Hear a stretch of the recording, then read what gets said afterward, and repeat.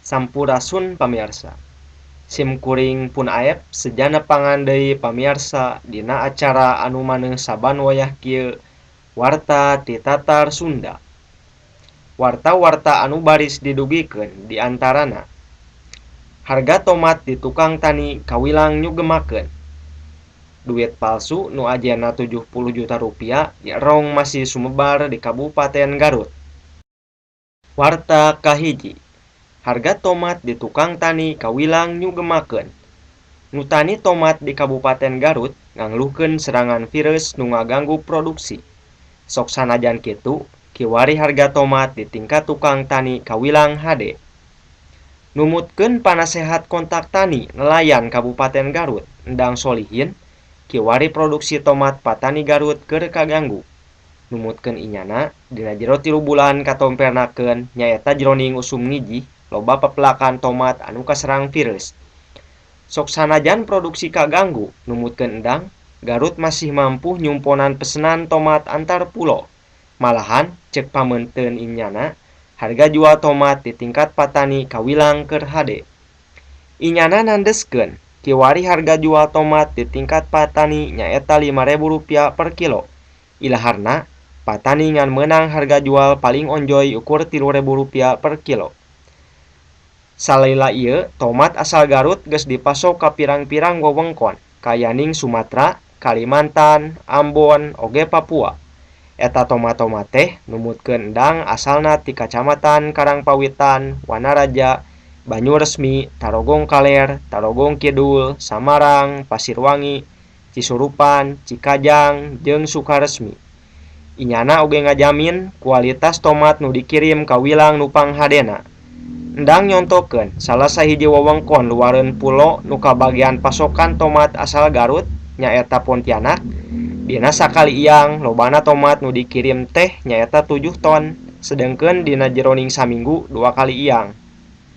Yayat, salah saurang patani tomat di Kacamatan Banyuresmi, ngaku tomat nu dipelaku inyana keur kaserang virus. Sajaba ti karuksakan buah tomat, numutkeun Yayat, jumlah panen nyirorot kajaba mun hade piara jeung hade dina ngubaran, mangka hasilna tetep bisa onjoy. Numutkeun Aang Setiawan, salah saurang tukang jualan sayur-sayuran di Pasar Guntur, harga tomat di pasar justru nyirorot ti mimiti 2 poe ka tukang. Inyana ngajual ka nu meuli nyaeta antara Rp6.000 nepi ka Rp7.000 per kilo. Sedengkeun ilaharna Rp8.000 per kilo. Numutkeun Aang, kiwari pasokan tomat di tukang tani keur ceuyeah anu baluk. Warta anu salajengna. Layon Ujang jeung Imam tungtungna bisa kapanggih. Layon 2 urang korban nu titeulem di Waduk Jatigede pernahna di Blok Cikuya, Desa Cibogo, Kacamatan Darmaraja dina poe Rebo anu kaliwat. Tungtungna bisa kapanggih dina poe Jumaah kamari kira-kira pukul 8 isuk-isuk.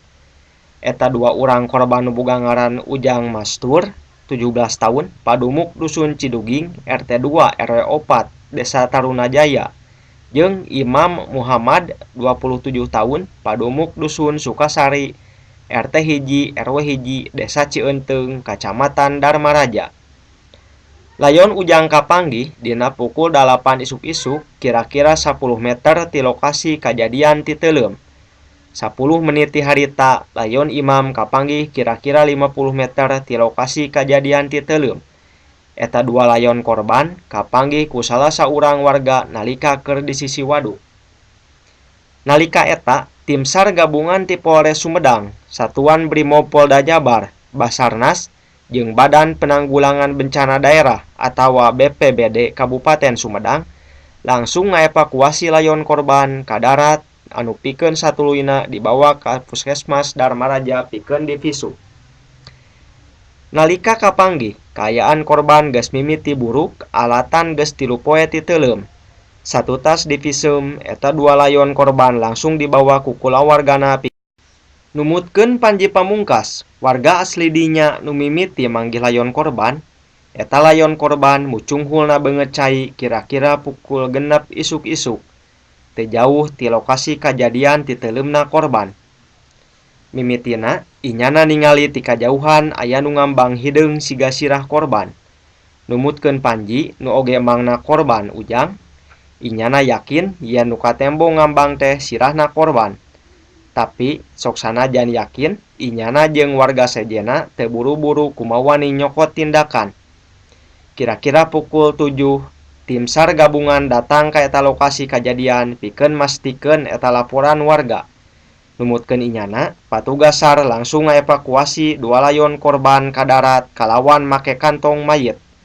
Satu tas eta, layon korban langsung dibawa ka Puskesmas Dharma Raja. Nalika dimenta konfirmasi di Puskesmas Dharma Raja, Kabag Ops Polres Sumedang Setya Widodo ngaheueuhkeun ngeunaan geus kapanggihna eta warta anu pamungkas. Duit palsu nu ajena 70 juta rupiah dierong masih sumebar di Kabupaten Garut. Duit palsu nu ajena 70 juta rupiah masih sumebar di Garut. Eta hal kaboker tina hasil panalungtikan kasus duit palsu asing jeung rupiah kalawan ajen 145 juta dina sawawatara poe ka tukang. Numutkeun Kapolres Garut, Arif Budiman ngaliwatan ka Satreskrim Sugeng Heriadi, duit palsu nu ajena 70 juta rupiah kiwari geus sumebar di Kabupaten Garut.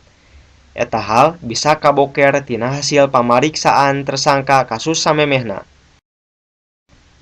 Tina pangakuan 3 tersangka anu diringkus, numutkeun Sugeng arinyana geus ngajual atawa ngedarkeun duit palsu nu lobana 70 juta rupiah. Eta duit palsu pecahan 100.000 rupiah teh geus sumebar ti mimiti sabulan ka tukang.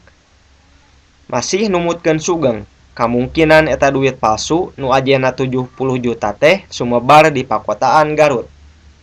Sugeng nandeskeun polisi keur nyusud eta duit anu geus sumebar oge ngabongkar jaringan duit palsu di Garut. Inyana oge cumeluk supaya masyarakat ati-ati patali jeung sumebarna eta duit palsu dina pecahan 100.000 rupiah. Numutkeun Sugeng, nalika barang beuli hadena masyarakat nalungti kayaan duit. Nalika narima duit pecahan 100.000 rupiah, hadena dipariksa ku cara diragap jeung ditoo. Numutkeun Sugeng, kaboker sumebarna duit palsu nu ajena 70 juta teh nyaeta tina panalungtikan jeung pengembangan kasus duit palsu nu ajena 145 juta. Tina eta kasus, Satreskrim Polres Garut ngaringkus 3 urang tukang ngedarkeun duit palsu. Maranehna nu dicarek inisialna UE. Minangka akibat tina pagaweanana, kiwari eta 3 urang tersangka geus diberok di sel tahanan Mapolres Garut. Adinyana baris diganjar sanksi saluyu jeung pasal 26 ayat 2 jeung 23. Jo pasal 36 ayat 2 jeung 3 UU nomor 7/2011 ngeunaan mata uang subsidiar pasal 244 jeung 245 KUHP kalawan ancaman 15 tahun bui. Sakitu warta anu kapihatur dina danget ieu. Hatur nuhun kana panietena. Amit mundur.